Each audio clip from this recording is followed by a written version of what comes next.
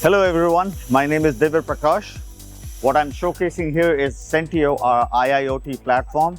IIoT, Industrial Internet of Things. It's a common platform that allows us to onboard data from our sensors, integrate them from the OT side, the operational technology side, up into the IT side. There's engineering involved, there's integration involved, and there's of course the insight that you gain from all the data that we are collecting from our sensors. So we have a common way to scan for all sensors that we have on the network, configure them, deploy them, even do an upgrades and other features, all using a standardized tool.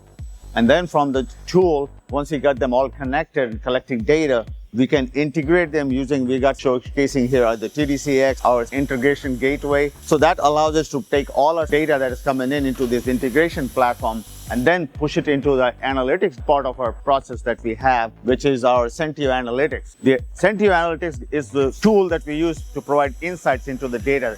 So you got the raw data coming in. So how do I put some contextual information on top of the raw data and make them actionable data? So what we are showcasing here are two of our standard solutions that's available out of the box, ready to go. You can easily deploy them.